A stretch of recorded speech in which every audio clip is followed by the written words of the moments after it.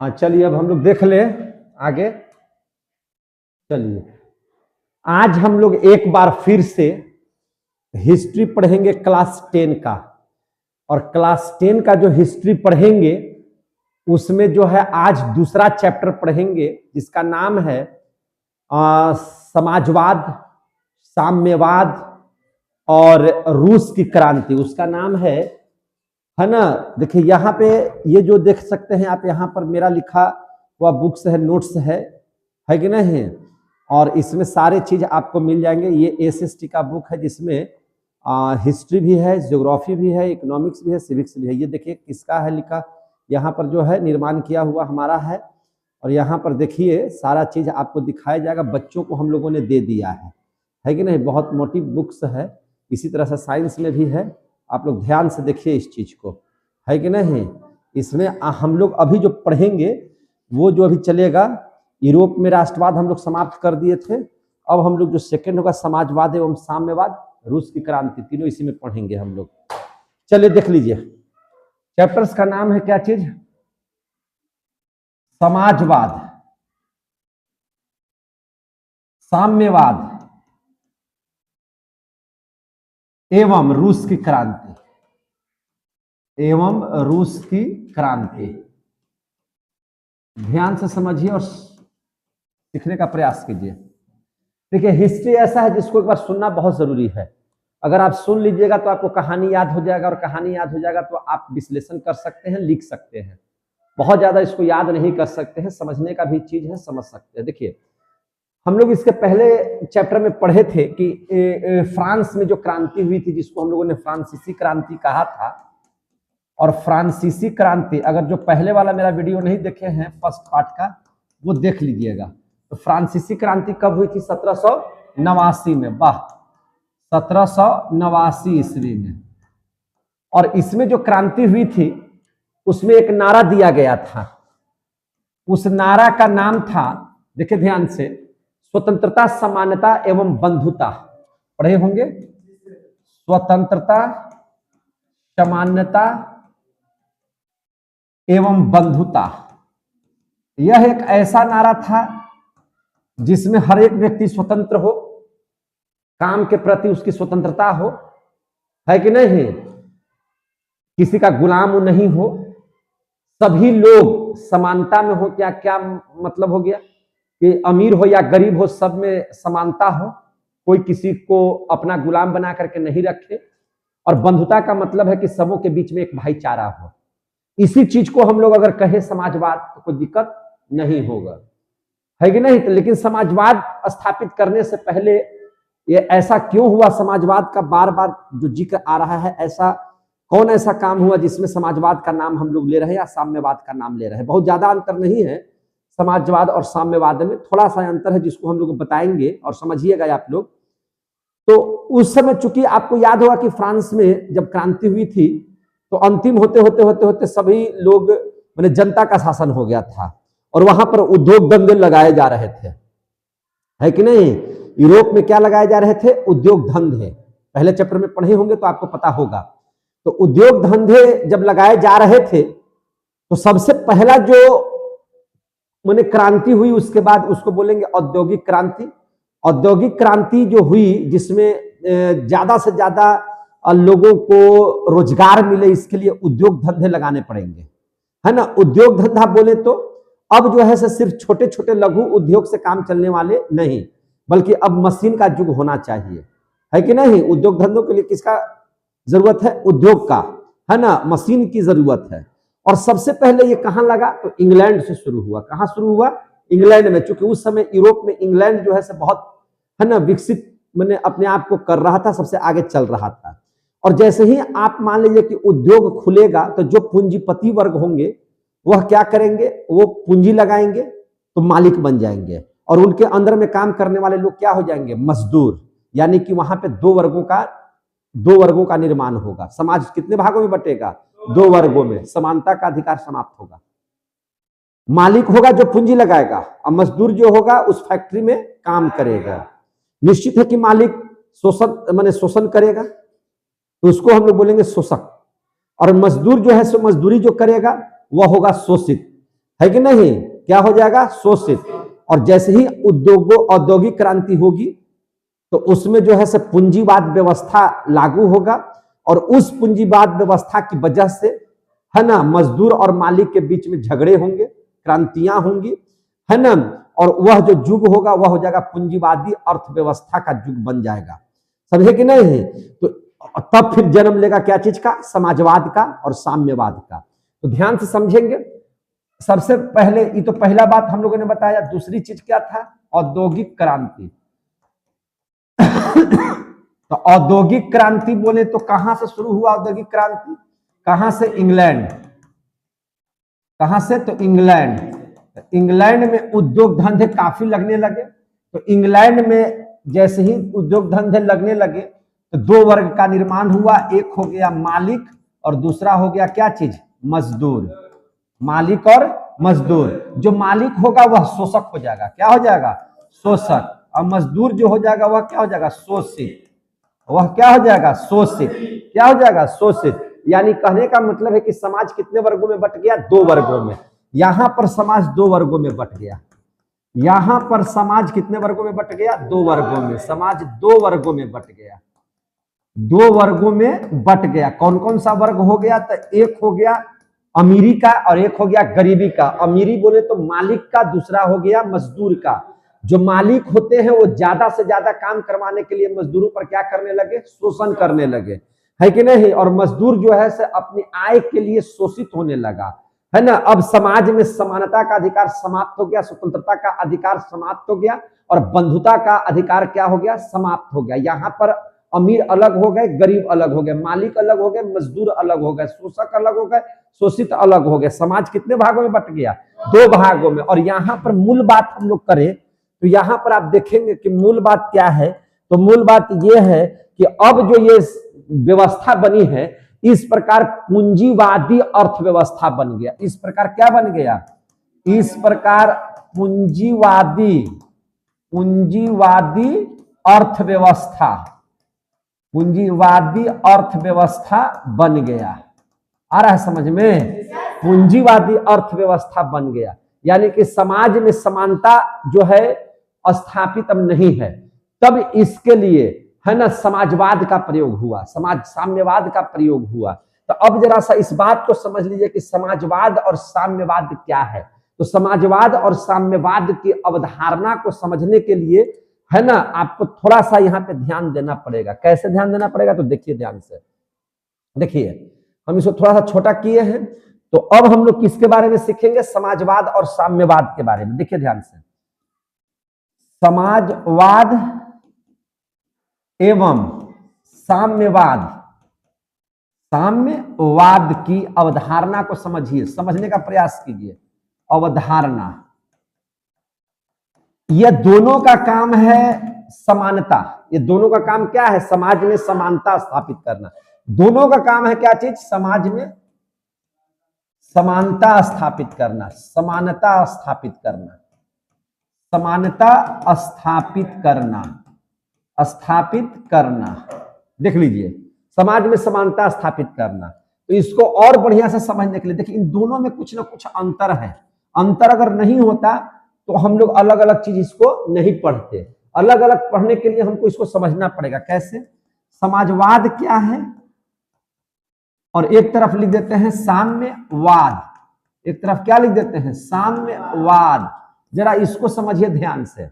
देखिए, समाजवाद को हम लोग कहते हैं सोशलिज्म। क्या कहते हैं, सोशलिज्म, यानी कि सोशलिज्म। देख रहे हैं ना। और साम्यवाद को हम लोग बोलते हैं, है ना, कम्युनिज्म। क्या बोलते हैं, कम्युनिज्म, कम्युनिज्म बोलेंगे। तो ये हो गया कम्युनिज्म और ये हो गया समाजवाद यानी कि सोशलिज्म। तो अब देख लीजिए इसका क्या अवधारणा था। तो इसकी अवधारणा को जरा सा हम लोग ये करेंगे, है ना। इस समाजवाद का कहना क्या है, देखिए, प्रत्येक व्यक्ति जो है उनमें एक क्षमता होती है काम करने की। क्या होती है, एक काम करने की क्षमता होती है। वह उसके अनुसार कार्य करता है। क्या करता है, कार्य करता है। और कार्य के अनुसार वेतन प्रदान करना है। कार्य के अनुसार वेतन प्रदान करने का मतलब क्या है कि जैसे हमारे पास शक्ति ज्यादा है तो हम ज्यादा कार्य कर रहे हैं, तो ज्यादा कार्य कर रहे हैं तो हमको ज्यादा पैसा भी मिलना चाहिए। बात समझ में आ गई बात? हमको पैसा उतना मिलना चाहिए जितना का हम काम कर सके। मतलब कहने का मतलब है कि प्रत्येक को उनके क्षमता के अनुसार काम कार्य करवाना, प्रत्येक को है ना उनके क्षमता के अनुसार कार्य करवाना, क्षमता के अनुसार है ना क्या करना, कार्य करवाना, कार्य करवाना, और जितना कार्य किया है ना कार्य के अनुसार वेतन प्रदान करना है, तथा कार्य के अनुसार वेतन प्रदान करना है। यह है समाजवाद, प्रदान करना है। लेकिन साम्यवाद इस बात का खंडन करता है।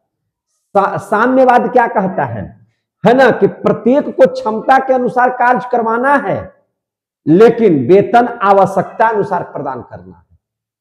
समझे कि नहीं? वेतन कैसे? आवश्यकता अनुसार कार्य करना है। जैसे देखिए, प्रत्येक को क्षमता के अनुसार है ना अनुसार कार्य करना है। प्रत्येक को क्षमता के अनुसार क्या करना है? कार्य करवाना। परंतु आवश्यकता के अनुसार वेतन प्रदान करो। आवश्यकता के अनुसार वेतन प्रदान करो, अनुसार वेतन प्रदान करो। देख रहे हैं ना? ये समाजवाद क्या कहता है? समाजवाद कहता है कि जिसके पास जितनी क्षमता है वह उसके अनुसार कार्य करेगा, और जितना कार्य करेगा उसके अनुसार उसको क्या मिलेगा? पैसा। लेकिन ये कहता है कि क्षमता के अनुसार कार्य करना है, लेकिन पैसा जब उसको आवश्यकता होगी या मुझे जितना इच्छा होगा उतना काम, उतना पैसा हम आपको देंगे। दूसरी चीज, दूसरा अंतर क्या समझ लीजिएगा। देखिए, यह सरकार के अधीन, इस पर कंट्रोलिंग किसका होगा? सरकार का। समाजवाद में कंट्रोल पावर किसके पास होगा? सरकार के पास। सरकार इस बात का, यानी कि राज्य इस बात का निर्धारण करेगी, है ना, मैंने क्या चीज का निर्धारण करेगी? समानता का निर्धारण करेगी। यानी कि मैंने समानता का जो अधिकार होगा उसका निर्णय किसके हाथों में होगा? राज्य के अंतर्गत में, सरकार के अंतर्गत में। तो इसी बात को लिखिएगा कि समाजवाद में सरकार की आवश्यकता है ना। साम्यवाद में कोई सरकार की जरूरत नहीं है। यहाँ खुद मजदूर, खुद व्यक्ति ही उस बात के लिए निर्णायक होगा, है ना, कि एकरूपता को बढ़ाने के लिए, है ना, सभी लोग संघर्ष करेंगे, है कि नहीं? कोई गरीब कोई अमीर नहीं होगा। समझे कि नहीं? तो इसमें इस बात को लिखेंगे कि यह राज्य बोले तो राज्य को कौन चलाता है? सरकार। राज्य को कौन चलाता है? सरकार। यानी कि यह राज्य के अनुसार यानी कि सरकार के अनुसार, किसके अनुसार? सरकार के अनुसार समाज में, है ना, सरकार के अनुसार समाज में समानता स्थापित करना चाहता है। समाज में, है ना, समानता स्थापित करना चाहता है, समानता स्थापित करना चाहता है। लेकिन इसमें क्या होगा, है ना, यह राज्य सरकार, मतलब राज्य बोलिए या सरकार का, है ना, अस्तित्व स्वीकार नहीं करता है ना। इसमें राज्य, मैंने इसमें सरकार की कोई भूमिका नहीं होनी चाहिए, इसमें सरकार की कोई भूमिका नहीं होनी चाहिए। तो यह राज्य बोले तो सरकार, राज्य बोले तो क्या चीज? सरकार। तो इसमें सरकार का अस्तित्व, इसमें राज्य का या सरकार का अस्तित्व स्वीकार, यह राज्य या सरकार का अस्तित्व स्वीकार नहीं करना चाहता है, नहीं करना चाहता है। इसमें सरकार की कोई भूमिका नहीं होगी। समझे कि नहीं? और क्या है? अब देख लीजिए, वर्ग का अस्तित्व संभव है। यानी कहने का मतलब है कि इसमें देख लीजिएगा कि समाजवाद होगा तो समाजवाद में दो तरह के लोग होंगे, मालिक मजदूर, शोषक शोषित, है कि नहीं, अमीर गरीब, दो वर्गों में विभाजित होगा। कितने वर्गों में विभाजित होगा? दो वर्गों में। यानी कि वर्ग का अस्तित्व संभव है, वर्ग का अस्तित्व संभव है। अस्तित्व संभव है क्या मतलब? कि इसमें दो लोग होंगे ही होंगे, है कि नहीं, पूंजीवादी है ना, मजदूरी मजदूरी है कि नहीं, जो पूंजी वाला होगा वह पूंजी लगाएगा, और जो मजदूर वर्ग के होंगे जिसके पास पूंजी का अभाव होगा वह मजदूरी करेगा, समझे कि नहीं। इसमें क्या होगा, जो पूंजी लगाएगा वह अमीर होगा, जो मजदूरी करेगा वह गरीब होगा। जो पूंजी लगाएगा वह काम करवाने के लिए आप पर शोषण करेगा, यानी कि वह शोषक होगा, और जो मजदूर हो जाएंगे, मजदूर होंगे, वह पूंजीवादियों की बात सुनेंगे, यानी कि वह शोषित होंगे। वह क्या होंगे, शोषित होंगे, यानी कि वर्ग का अस्तित्व इसमें संभव है, यानी कि वर्ग वर्ग का मतलब कि समाज दो वर्गों में विभाजित होगा, यह संभव है, यह संभव है। जबकि साम्यवाद कहता है कि वर्ग का अस्तित्व संभव नहीं है, अमीर हो गरीब हो मजदूर हो, है ना, मालिक हो, सब एक होंगे, सब क्या होंगे, एक होंगे। सबको प्यार से बात करना पड़ेगा, समझे कि नहीं। किसी को यहाँ चलने वाला नहीं है, कोई अपने आप को मालिक नहीं कहेगा, है कि नहीं। तो इसमें लिखेंगे, सीधी सी बात है कि वर्ग का अस्तित्व संभव नहीं है, वर्ग का अस्तित्व संभव नहीं है। अब आ रहा है समझ में कुछ कुछ बात है। चलिए अब देख लीजिए, इसमें क्या है, आर्थिक जो असमानता को स्वीकार करता है, आर्थिक असमानता को स्वीकार करेगा। कैसे, देखिए देखिए, आर्थिक असमानता, आर्थिक असमानता को स्वीकार करता है, तो क्या करता है, स्वीकार करता है। इसका मतलब समझ लीजिए, आर्थिक असमानता को स्वीकार करने का मतलब समझ लीजिए कि आर्थिक असमानता को स्वीकार करने का मतलब यह है कि भैया जब समाज दो वर्गों में बटेगा तो जो मालिक रहेगा वह पूंजीवादी होगा, यानी कि उसके पास पूंजी होगी, जो मजदूर होगा वह गरीब होगा, यानी कि आर्थिक समानता उसमें नहीं होगी, है ना। कहने का मतलब है कि एक अमीर होगा एक गरीब होगा, समझे कि नहीं।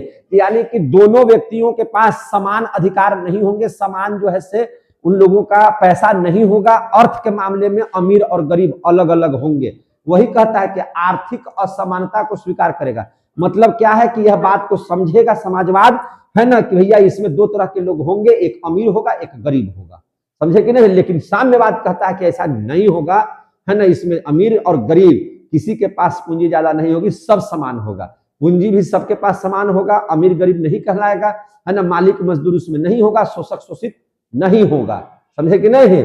तो आर्थिक असमानता को स्वीकार नहीं करता है, आर्थिक असमानता को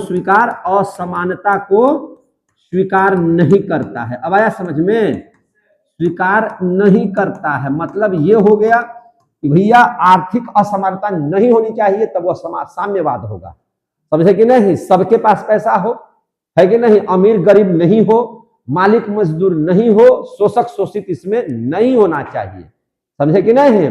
पैसे के दृष्टिकोण से कोई अमीर और गरीब नहीं कहलाएगा, इस बात को हम स्वीकार नहीं करते हैं। बात समझ में आ गई बात है। तो ये था समाजवाद की परिभाषा, ये था साम्यवाद की परिभाषा, क्लियर हो गए। अब देखिए ध्यान से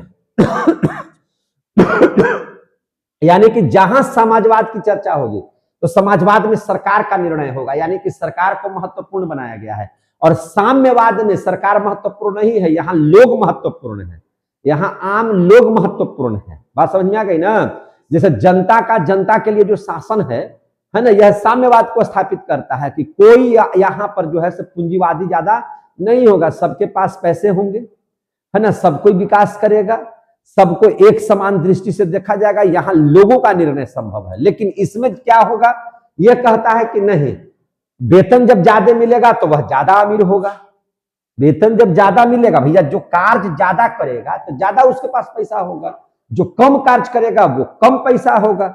8 घंटा जो काम करेगा उसके पास जो पैसा होगा, जो 12 घंटे काम करेगा उसके पास जो पैसा होगा, दोनों में अंतर होगा। 8 घंटे वाले के पास कम पैसा होगा, 12 घंटे वाले के पास ज्यादा पैसा होगा। ये कहता है कि 8 घंटा काम कीजिए चाहे 12 घंटा काम कीजिए, पैसा सबको समान होगा, समझे कि नहीं, उसमें बदलाव नहीं होगा। इसमें इसको स्थापित समाज के समानता को स्थापित करने के लिए इसमें सरकार भूमिका निभाएगी। कौन भूमिका निभाएगी, सरकार। सरकार ऐसी व्यवस्था करेगी कि ज्यादा जो है समानता का अधिकार हो, समझे कि नहीं। कहता है कि इसमें नहीं, इसमें सरकार का बात स्वीकार नहीं होगा, इसमें लोग ही ऐसा व्यवस्था बनाएंगे, है ना, कि कोई आदमी कोई न अमीर होगा ज्यादा न गरीब होगा ज्यादा, समझे कि नहीं। आप बहुत ज्यादा वर्क कर रहे हैं, एक कमजोर रहेगा तो कमजोर के पास पैसा कम नहीं होना चाहिए, उसके पास भी सेम पैसा होना चाहिए, समझे कि नहीं। ये कह रहा है कि इसमें भैया जब जो आदमी ज्यादा काम करेगा तो उसके पास पैसा ज्यादा होगा, जो आदमी ज्यादा काम करेगा उसके पास पैसा क्या होगा, ज्यादा होगा। यानी कि इसमें अमीर गरीब दो तरह के लोग होंगे, ज्यादा काम करने वाले के पास ज्यादा पैसा होगा, कम काम करने वाले के पास कम पैसा होगा। तो जिसके पास ज्यादा पैसा होगा वह अमीर कहलाएगा, जिसके पास कम पैसा होगा वह गरीब कहलाएगा। ये कहता है कि नहीं, अमीर गरीब नाम का शब्द ही नहीं होना चाहिए, जो भी होगा समान होगा। जब सबको एक तरह का पैसा मिल रहा था, काहे को कोई गरीब और काहे को कोई अमीर रहेगा, समझे कि नहीं। इसमें कहता है कि आर्थिक असमानता, तो भैया आर्थिक असमानता तो होना स्वाभाविक है। हम अगर 14 घंटा काम करेंगे तो भैया मेरे पास पैसा ज्यादा होगा, तो भैया हम अमीर होंगे, है ना। असमानता तो होगी, असमानता को हम स्वीकार करते हैं, असमानता तो होगी। जो काम नहीं करेगा, कुड़िया नियत बैठा हुआ रहेगा, वह गरीब होगा, इस बात को मानना पड़ेगा। ये बोलता है कि नहीं, कुड़िया रहे चाहे जो रहे, है कि नहीं, हम आर्थिक असमानता नहीं होने देंगे, यानी कि दोनों को बराबर रखेंगे। क्लियर हो गया। अब आ जाइए आगे, ये सब क्यों हुआ। औद्योगिक उद्योग लगेगा, क्रांतियां होंगी। औद्योगिक क्रांति का मतलब ये नहीं कि लड़ाई झगड़ा, औद्योगिक क्रांति का मतलब उद्योग धंधे बढ़ने लगे, एकदम पूरा एकदम जैसे लगा कि एकदम मशीन का माने मशीनी फैक्ट्री बढ़ने लगा। सबसे पहले सूती वस्त्र बनाने के लिए मशीन लगने लगे, है ना। और सबसे पहले यह मशीन कहाँ लगा था, इंग्लैंड में। कहाँ लगा था, इंग्लैंड में। यानी उद्योगों का कारखाना, उद्योग खुलने लगे थे, उद्योगों के खुलने को ही औद्योगिक क्रांति बोलते हैं, है कि नहीं। फसल क्रांति का मतलब क्या होगा, फसल के लिए लड़ाई नहीं रे पगला, फसल के लिए लड़ाई नहीं, एकदम ज्यादा से ज्यादा फसल हो रहा है, यानी कि फसल क्रांति हो गया, समझे कि नहीं। हरित क्रांति का मतलब क्या है कि मैंने फसलों के उत्पादन में आवश्यकता से अधिक अत्यधिक, है ना, वहां पर क्या हो रहा है, उत्पादन हो रहा है, उसको कहते हैं फसल क्रांति। उसी प्रकार से आवश्यकता से अत्यधिक उद्योगों का वहां पर लगाया जा रहा है, उसको कहेंगे औद्योगिक क्रांति। समझ में आ गई बात, है ना, ज्यादा से ज्यादा उद्योगों को लगाना। तो औद्योगिक क्रांति यानी कि सबसे ज्यादा उद्योग कहाँ लग रहे थे, इंग्लैंड में। कहाँ लग रहे थे, इंग्लैंड में। समझ में आ रही है बात, हाँ, समझते चलिए, क्या करते चलिए, समझते चलिए। औद्योगिक क्रांति अभी पढ़ाए थे हम आपको। औद्योगिक क्रांति यानी कि सबसे ज्यादा उद्योग कहां लग रहे थे, इंग्लैंड में। इंग्लैंड यूरोप का बहुत विकसित शहर, मैंने विकसित देश था ये, है कि नहीं। और सबसे पहले किस चीज का उद्योग लग रहा था, सूती वस्त्र का। किसका, सूती वस्त्र उद्योग। सूती वस्त्र उद्योग, सूती वस्त्र उद्योग खूब लग रहे थे, समझे कि नहीं। औद्योगिक क्रांति आएगी तो औद्योगिक क्रांति का मतलब क्या है, समाज जो है, समाज में, अरे भैया उद्योग कौन खोलेगा, समाज का कौन व्यक्ति खोलेगा उद्योग। तो समाज का वह व्यक्ति खोलेगा जिसके पास पूंजीवादी पूंजी व्यवस्था होगी, यानी कि पूंजीवाद की व्यवस्था बढ़ेगी। समाज में क्या चीज की व्यवस्था बढ़ेगी, पूंजीवाद की। अरे भैया पूंजिया रहते तभी ना लगाएगा जी। तो पूंजीवाद की व्यवस्था जब होगी तो निश्चित है कि समाज दो वर्गों में विभाजित होगा, एक मालिक बनेगा और एक क्या बनेगा, मजदूर बनेगा। मालिक जिसके पास पूंजी होगा वह क्या कहलाएगा, मालिक। और जो मालिक होगा वह ज्यादा से ज्यादा काम लेगा तो उसको बोलेंगे शोषक। मजदूरों से जब काम लेगा, मजदूरों को जब वह काम लेगा तो उसी को कहते हैं शोषित। तो यहाँ पर मजदूर क्या हो जाएंगे, शोषित हो जाएंगे। समाज का खंडन होगा, समाज दो भागों में ये होगा। निश्चित है कि मालिक जो है वह ज्यादा काम करने के लिए मजदूरों को, है ना, हमेशा जो है सो आज भी हम लोग देखिए ना भाई, जैसे ही आप लोग घर मकान में काम लगवाते हैं तो क्या करते हैं, ये हो आज 4 ईंटा जुट लो, 10 ईंटा जुट लो, 12 ईंटा जुट लो, आओ ज्यादा जोड़ो महाराज, इतना भी धीरे धीरे काम करी था। हम लोग क्या बोलते हैं, टॉर्चर करते हैं कि नहीं करते हैं। हालांकि आज वो व्यवस्था नहीं है, आप बहुत ज्यादा उसको तंग नहीं कर सकते हैं। वो सीधे बोलेगा कि दूसरा खोज लीजिए आप अपना मजदूर, है कि नहीं, हम आपके यहाँ काम नहीं करेंगे, सीधे बोल देगा। लेकिन उस समय क्या था, काम तो मिलता जल्दी नहीं था, लोगों को पैसे चाहिए थे तो काम तो करना पड़ता था। काम नहीं करता तो अगर यहाँ पे अगर हटा दिया जाए, अगर यहाँ पे काम करने वाले को हटा दिया जाए तो काम मिलना मुश्किल होता था, समझे कि नहीं। तो इसलिए इन लोगों को करना पड़ता था, यानी कि कह सकते हैं कि मजदूरों पर जुर्म हो रहा था, है ना। मालिकों के द्वारा मजदूरों पर क्या हो रहा था, जुर्म हो रहा था। तो मालिकों के द्वारा जो जुर्म हो रहा था, इस बात को बहुत सारे इतिहासों ने, है ना, जो विचारक थे, ऐतिहासिक विचारक थे, उन्होंने मजदूरों की भलाई के लिए बहुत सारे अपने अपने विचार दिए हैं, है कि नहीं। समाज में एकजुटता को व्यवस्थित करने के लिए, क्योंकि वहां पे उस समय का जो युग था, उस समय के युग में क्या था, पैसे की बहुत कमी थी, क्योंकि उद्योग थे नहीं, और उद्योग 4, 10, 50 खुल भी रहे थे तो आदमी जनसंख्या इतनी ज्यादा थी कि सभी लोगों को रोजगार की प्राप्ति हो नहीं पा रही थी। और उद्योग की प्राप्ति, जब उन लोगों को रोजगार की प्राप्ति नहीं हो रही थी तो बहुत सारे लोग उस समय भूख से मर रहे थे, है कि नहीं? तो भैया भूख से लड़ने के लिए उनको मजदूरी करना बहुत जरूरी था, और मजदूरी किसके पास करते? जिसके पास पूंजी थी, है ना, उसी के यहाँ ना भाई अथी करेंगे, मजदूरी करेंगे। अब जो है यहाँ पर स्थिति ये हो रही थी कि मालिक को मजा आ रहा था, मालिक को क्या हो रहा था? मजा आ रहा था, क्योंकि उसके पास तो पूंजी था, वह पूंजी से खेल रहा था, है कि नहीं? और मजदूरों को क्या था? अपने शरीर से काम लेना था, शरीर से काम दे रहा था उन लोगों को। तो भैया मजदूरों की स्थिति को देखते हुए बहुत सारे उस समय के इतिहासकार ने, जो बहुत अच्छे अच्छे विचारक थे, दार्शनिक थे, उन्होंने उन मजदूरों के लिए जो बातें कही है उसको बोलते हैं समाजवाद अवधारणा। उसको क्या बोलते हैं? समाजवाद की अवधारणा, समाजवाद की अवधारणा। यह शब्द कहां से आया? समाजवाद जो शब्द है यह कब आया था? यह आया आपको 1827 ईस्वी में। कब आया? 1827 ईस्वी में। आपसे पूछा जाएगा कि यह जो समाजवाद नामक जो शब्द आया, यह आया कब? तो 1827 ईस्वी में पहली बार समाजवाद का प्रयोग करने वाला, यह जो शब्द का प्रयोग हुआ, वह व्यक्ति कौन था जिसने सबसे पहले इसका प्रयोग किया था? Robert Owen. क्या नाम था उसका? Robert Owen. तो अभी हम लोग बात करेंगे कि इन मजदूरों के बारे में, है ना, समाज में बढ़ती अमीरी और गरीबी के बारे में, समाज को एकरूपता के बारे में, है ना, उस समय समाज बहुते कस के दो भागों में बटा हुआ था, है ना, अत्याचार बढ़ गया था, गुलामी बन गया था, यहां तक होता था कि मजदूर, है ना, दास बन जाते थे। तो इन सभी से लड़ने के लिए जो इतिहासकारों ने अपनी अपनी बात बताई समाजवाद के बारे में, अब उसको पढ़ना होगा, है कि नहीं? तो यहां पे लिखेंगे कि इतिहासकार विचारक जो दार्शनिक थे,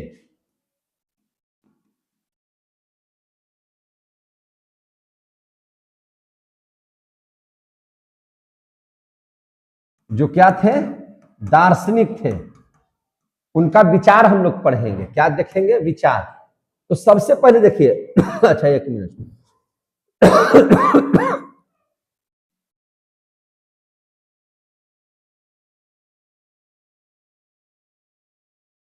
चलिए, क्या देखेंगे?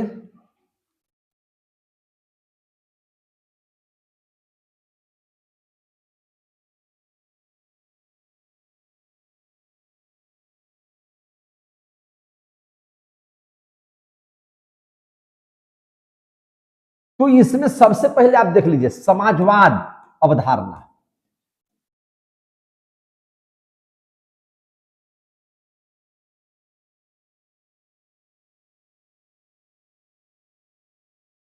सबसे पहले ये समाजवाद, यानी कि समाजवाद का मतलब होगा समाज में समानता, है कि नहीं? समाज में समानता। समानता का मतलब कि मजदूर और मालिक के प्रति भेदभाव कम, है कि नहीं?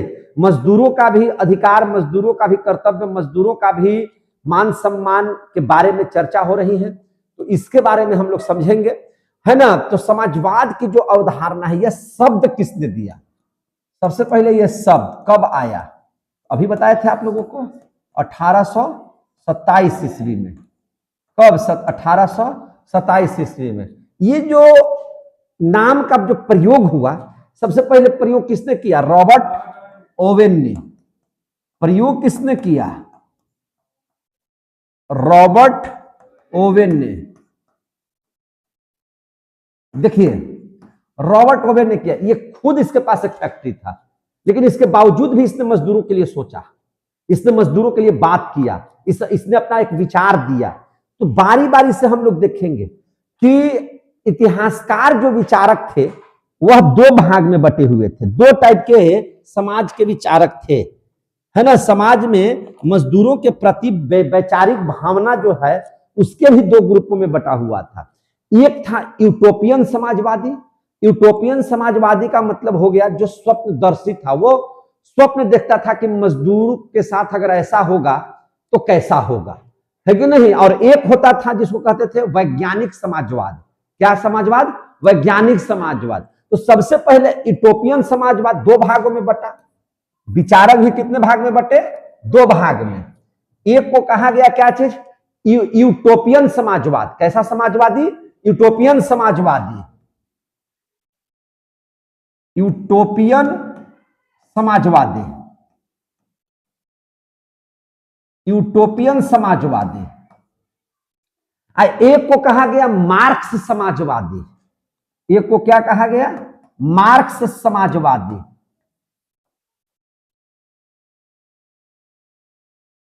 समाजवादी भी कितने भाग में, दो भाग में। इन दोनों की सोच को जरा सा ध्यान से समझेंगे, इन दोनों की सोच को हम लोग ध्यान से समझेंगे। कैसे समझेंगे, देखिए यूटोपियन जो समाजवादी थे, जिनको कहा जाता था स्वप्नदर्शी, क्या कहा जाता था, स्वप्नदर्शी। क्या कहा जाता था इनको, स्वप्नदर्शी। और जो मार्क्स समाजवादी थे, इनको कहा जाता था वैज्ञानिक समाजवादी। क्या कहा जाता था, माने है ना, वैज्ञानिक समाजवादी।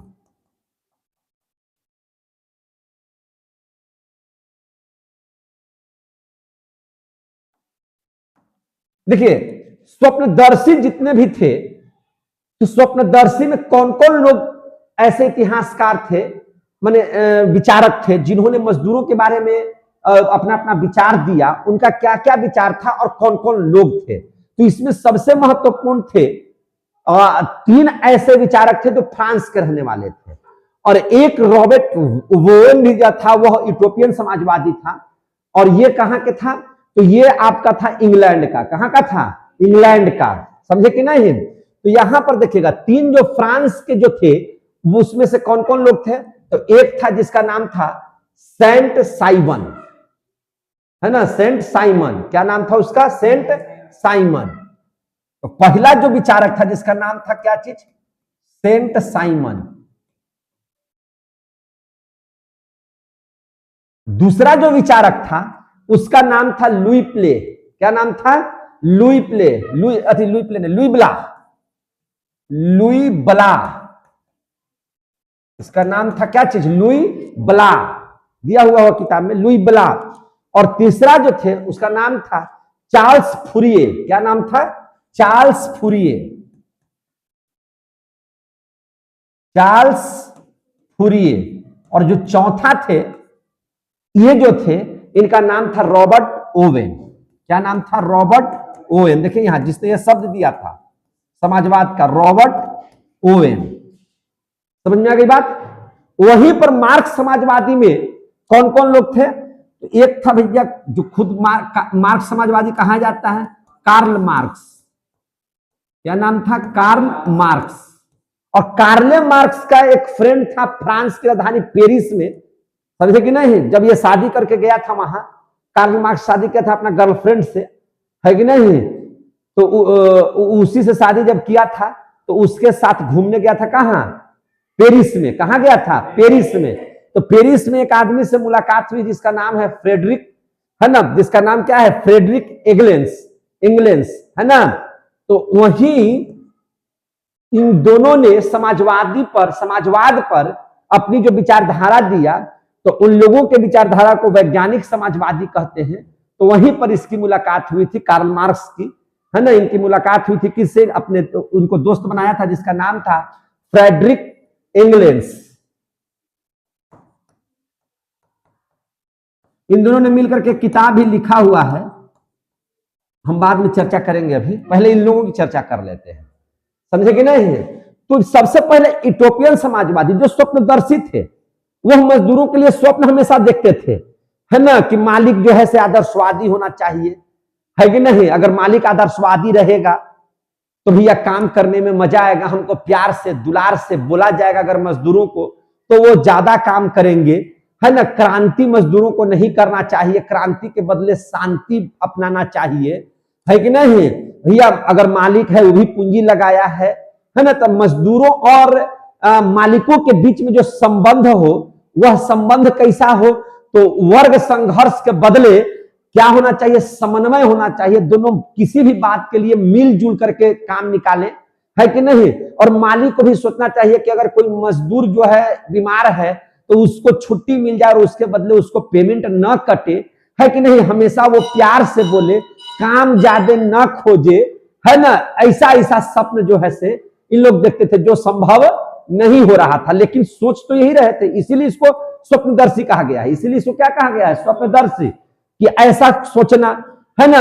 यानी कि जो कार्ल मार्क्स से पहले वाले के जितने भी इतिहासकार थे, विचारक थे, दार्शनिक थे, जिन्होंने समाज की व्यवस्था को बनाने के लिए, मालिक और मजदूर के बीच में समानता स्थापित करने के लिए इन लोगों ने जो अपना विचार दिया, इन लोगों ने जो अपना सोचा, उसी को कहते हैं स्वप्नदर्शी, जो धरातल पर संभव नहीं थे, है कि नहीं। मालिक और मजदूरों के बीच में समन्वय स्थापित करने के लिए जो इनका विचार आ रहा था, है ना, वो विचारों को हम लोग कहते हैं यूटोपियन समाजवादी विचारधारा, है ना। क्या कहते हैं? यूटोपियन समाजवादी विचारधारा। तो इसकी क्या विशेषता थी, जरा सा देख लेते हैं। आखिर इसकी विशेषता है तब न पढ़ने के लिए हम लोगों को मिल रहा है। तो देखिए, इसकी विशेषता पर जरा सा हम लोग गौर कर लेते हैं। विशेषता इसकी देख लेते हैं, तो इसकी क्या विशेषता थी, जरा सा इसको देख लेते हैं, समझ लेते हैं, है कि नहीं। विशेषता पर गौर कर लेते हैं। चलिए देखिए क्या क्या विशेषता थी।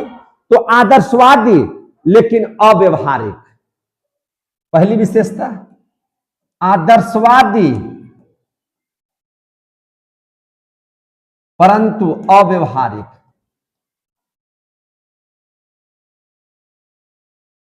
मालिक को बढ़िया होना चाहिए, अगर कोई मजदूर बीमार पड़ जाए तो उसको हॉस्पिटल की व्यवस्था हो, है कि नहीं, उसका पेमेंट न कटे, है ना, उसको जूस मालिक पिलाए, मालिक जो है मजदूरों को जूस पिलाए, मजदूरों को भी साथ भी अगर वो भाईचारा निभाएंगे तो माने मजदूर भी उनके लिए बहुत अच्छे से काम करेंगे। ये सब बातें सोचना, समझे कि नहीं। लेकिन सोचना तो अच्छी बात है, आदर्शवादी विचार अगर है मालिक और मजदूर का, ये तो अच्छी बात है, लेकिन यह कतई संभव नहीं हो रहा था व्यवहार में। यह कतई संभव नहीं हो रहा था किसमें? व्यवहार में। इसीलिए विचारधारा तो आदर्शवादी थे, लेकिन भैया यह व्यवहारिक नहीं था, यह संभव नहीं था। दूसरी बात, इन लोगों का कहना था कि मजदूर को किसी भी तरह से क्रांति नहीं करना चाहिए, अपने हक अधिकार के लिए लड़ना नहीं चाहिए, बल्कि अपने हक अधिकार को लड़ने से अच्छा है आप उस बात को मालिक के पास शांति पूर्वक रहिए और घिघियाइए कि है ना मालिक जी, आप हमारा मजदूरी बढ़ा दीजिए, आप हमसे काम कम लीजिए, अगर कभी कभार अगर हम बीमार भी पड़ जाते हैं तो वेतन उकरा न काटिए, बल्कि हमको इलाज करवाइए, पूरा केला और बेदाना खिलाइए, है कि नहीं। पूरा बढ़िया से बात होना चाहिए, मालिक को भी सोचना चाहिए कि नहीं ये भाई ये भी आदमी ही है ना, मजदूरों के साथ है ना हम लोगों को है ना उस तरह का व्यवहार नहीं करना चाहिए।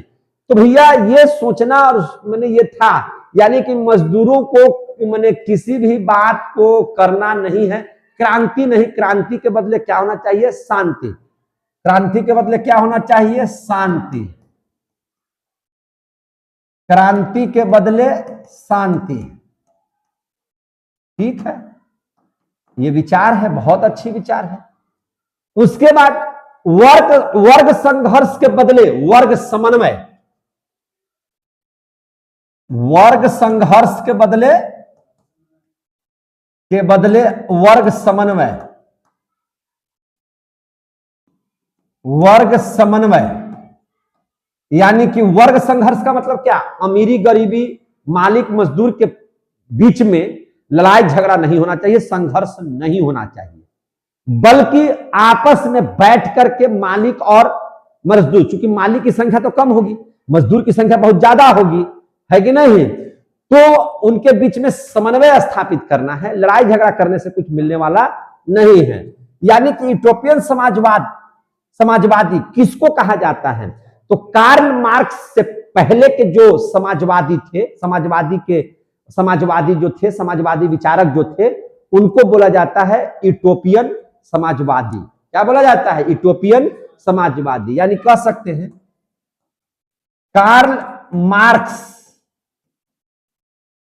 के पहले के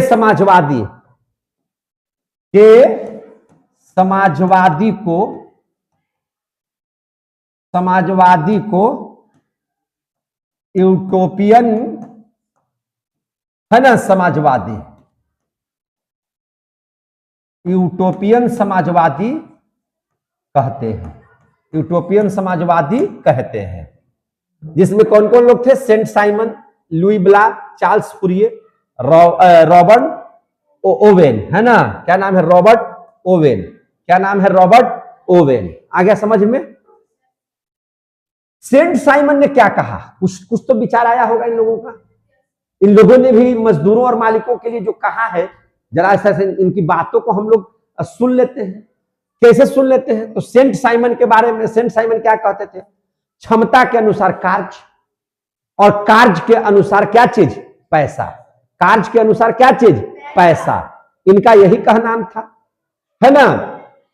इनका नारा क्या था? नारों के बारे में समझ लीजिए, है ना? क्या चीज था भाई? तो क्षमता के अनुसार कार्य और कार्य के अनुसार वेतन, है कि नहीं? क्षमता के अनुसार कार्य,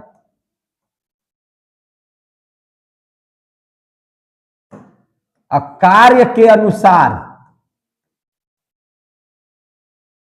कार्य के अनुसार वेतन। आ गया समझ में? कार्य के अनुसार वेतन। हो गया समझ में? आ गया? ये कहनाम किसका था? सेंट साइमन का। किसका कहनाम था? सेंट साइमन का। समझ में आ गया बात? लुई ब्ला ने क्या कहा? आधुनिक औद्योगिकरण का विरोध किया। आधुनिक औद्योगिकीकरण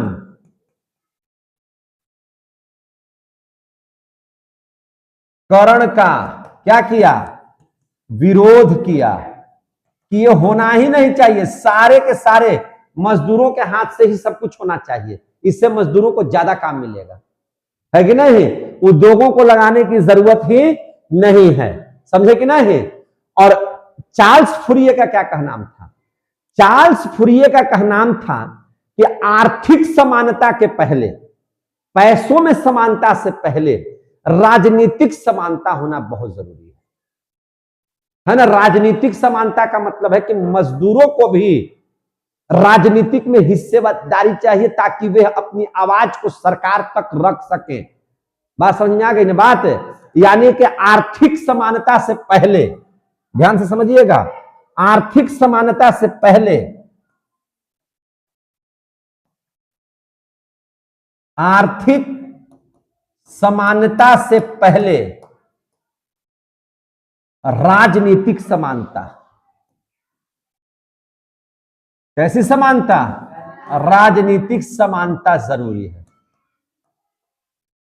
राजनीतिक समानता जरूरी है। आ रहा है समझ में? ये तीनों के तीनों कहां के थे? फ्रांस के। कहां के रहने वाले थे? फ्रांस के। लिख दो बगल में ऐसे।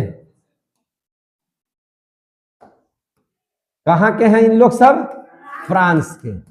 और ये कहां के हैं? इंग्लैंड के। अब आ गया समझ में? ये कहां के? इंग्लैंड के। देखिए ध्यान से, इंग्लैंड के हैं। रॉबर्ट ओवेन कहां के हैं? इंग्लैंड के हैं, है ना? इन्होंने कहा, प्रयोग किया। देखिए रॉबर्ट ओवेन ने क्या प्रयोग किया? इन्होंने प्रयोग किया, देखिए इन्होंने प्रयोग किया, मजदूरों के साथ ऐसा व्यवहार किया कि अगर कोई मजदूर बीमार पड़ जाता था तो उसको पूरा इलाज इन्होंने करवाया। इन्होंने दो तरह के मजदूरों को रखा। एक तरफ मजदूरों के साथ बहुत बढ़िया से प्रेम व्यवहार से रखा, और एक तरफ के मजदूरों के साथ जो है जैसे कंपनी वाले कर रहे थे वैसे कर रहे थे, यानी कि ज्यादा काम लेने के लिए सोच रहे थे। बीमार रहो चाहे जो रहो, तुमको भैया काम करना है, काम करना है तो करना है। रॉबर्ट ओवेन ने प्रयोग किया कि अगर कोई मजदूर बीमार पड़ रहा था तो उसको तुरंत भर में चिकित्सा की व्यवस्था, है ना? उस मजदूर को जो है से हर तरह की भोजन की व्यवस्था, यानी कि मजदूरों के लिए इन्होंने क्या किया कि दिन रात एक कर दिया कि भैया जो मजदूर मेरे फैक्ट्री में काम कर रहे हैं, अगर वो किसी कारणवश मेरी वजह से अगर बीमार पड़ जाते हैं तो उनको देख रेख करना हमारा बहुत बड़ी जिम्मेवारी है। और उस जिम्मेवारी को रॉबर्ट ओवेन क्या कर रहे थे? निभा रहे थे। समझे कि नहीं? यानी कि इसके हर सुख दुख में ये साथ में थे। मजदूर भी जब ठीक होता था तो सोचता था कि बाहर मालिक यह मेरे लिए इतना कर रहा था, हमको भी है ना। ऐसा होना चाहिए कि अपने मालिक को घाटा लगने नहीं देना है। इन लोगों ने भी मालिकों के लिए एकदम बिना मैंने कोई आदमी काम करवाने वाला रहे या न रहे, मुंशी रहे या न रहे, खुद से इन लोग जो है से काम करके दिखाते थे।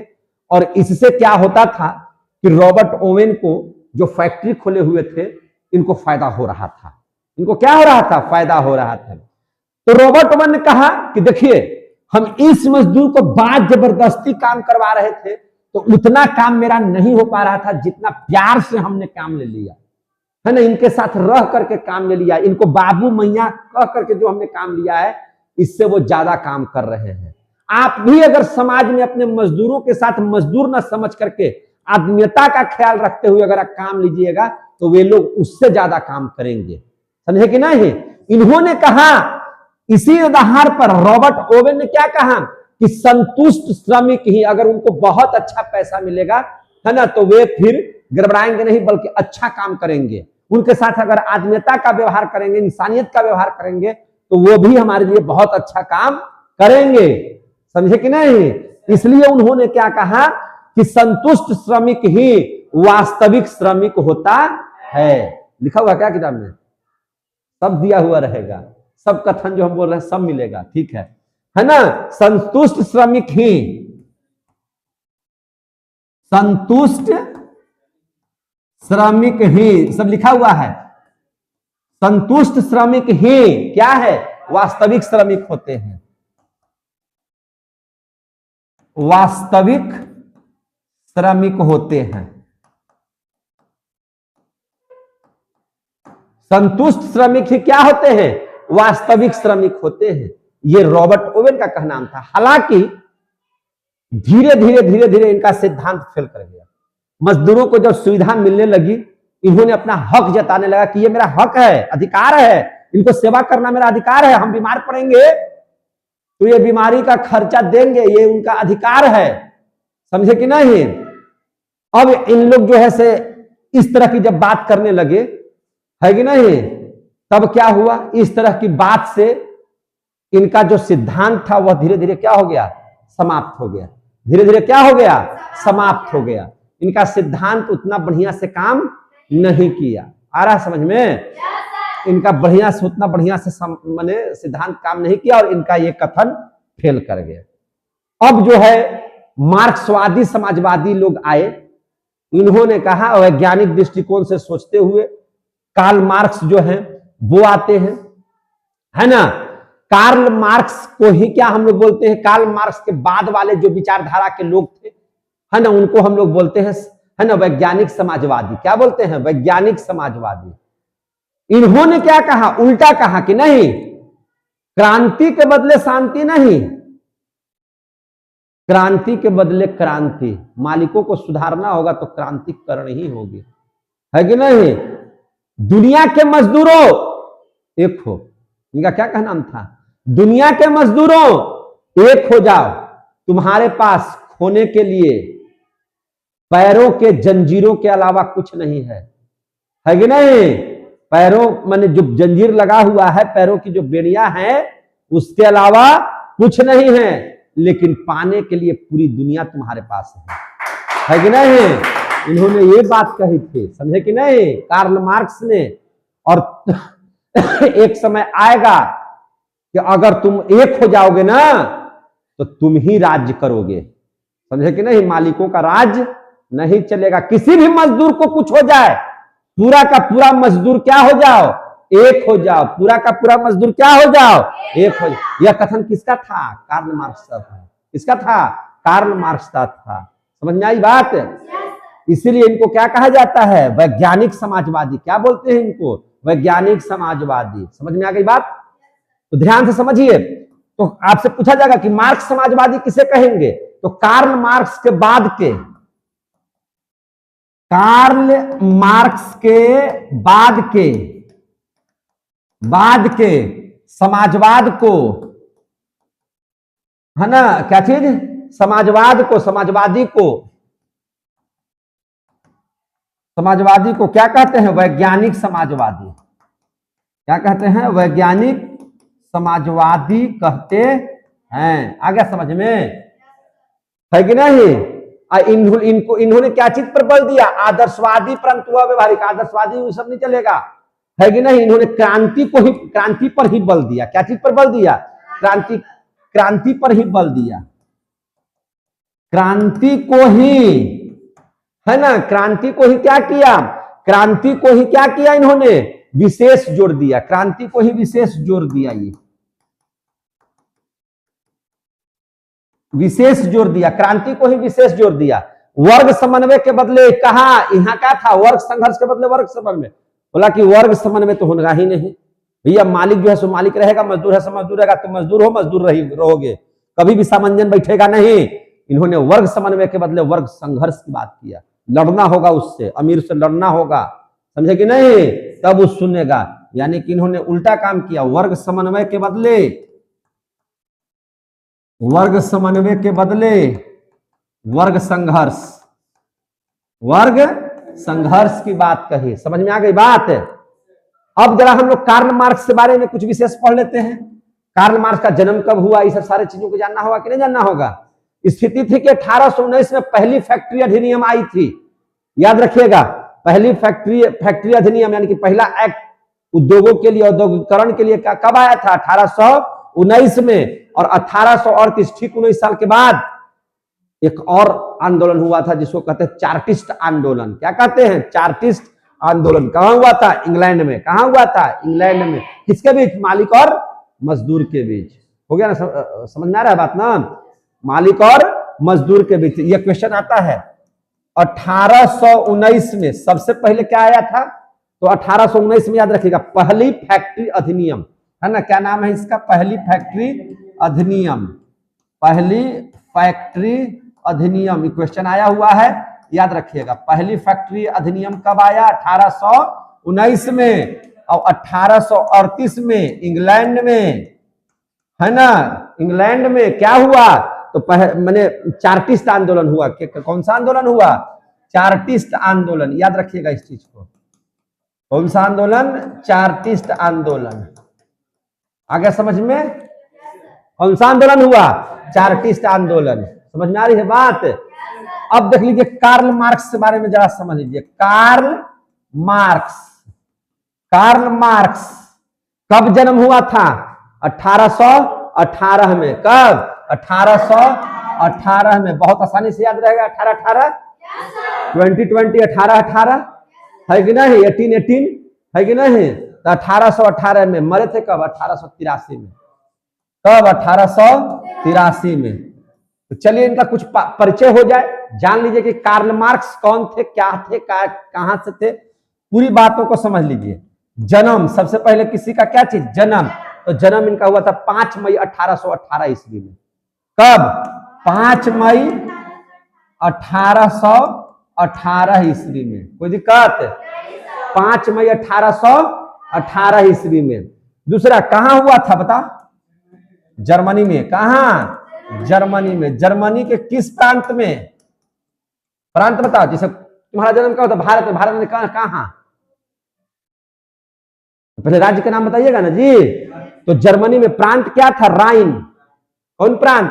राइन प्रांत में। किस प्रांत में हुआ था? राइन प्रांत में। किस प्रांत में? राइन प्रांत में। नगर का नाम बताइए, किस जगह पर? मतलब बिहार में। बिहार में कहां बताइएगा जी ना? नगर का भी नाम बता दीजिए। मैंने गोह में होली हल, है ना? ट्रियर नगर में। कहां? ट्रियर नगर में। कहां? ट्रियर नगर में। कहां हुआ था? ट्रियर नगर में। ये किस परिवार से थे? परिवार का नाम बताइए। यहूदी परिवार से थे। यहूदी परिवार। किस परिवार से? यहूदी परिवार। समझे कि नहीं? यह यहूदी परिवार से थे। इनके पिताजी का नाम बता।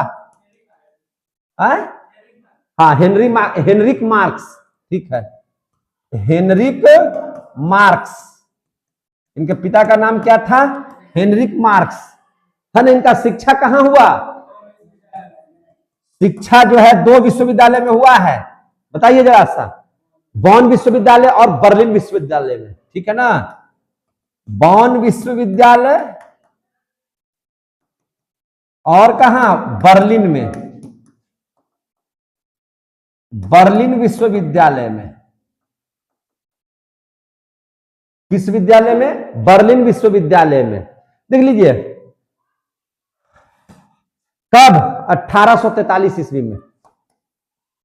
1843 में बचपन की दोस्त थी जिसका नाम था क्या चीज? जेनी, है ना, बचपन की दोस्त थी, इसी से शादी कर लिया था। गर्लफ्रेंड थी इनकी, बच्चे से साथ में थी, है ना, उसी से शादी कर लिया, जेनी से शादी। किससे शादी कर लिया? जेनी से शादी। जेनी कौन थी? बचपन की साथी, बचपन की साथी, यानी कि जीएफ थी, गर्लफ्रेंड, है कि नहीं? अब देख लीजिए 1843 में। 1844 में भैया अपनी जेनी के साथ कहां गए थे घूमने? पेरिस गए थे। कहां गए थे? पेरिस। पेरिस घूमने गए, पेरिस घूमने गए थे, पेरिस घूमने गए थे। पेरिस जब घूम रहे थे तो वहीं पर इनका दोस्त एक आदमी से मुलाकात हुआ। हाँ, है ना, पेरिस में ही मुलाकात हुआ।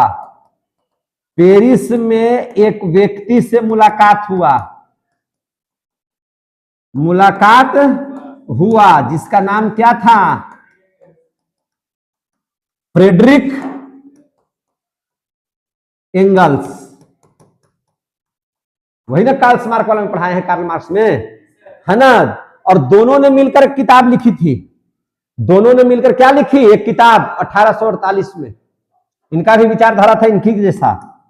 तो 1848 ईस्वी में, 1848 ईस्वी में दोनों ने मिलकर के एक पुस्तक लिखी। दोनों ने मिलकर एक पुस्तक लिखी। उस पुस्तक का नाम जानते हैं आप लोग? नहीं।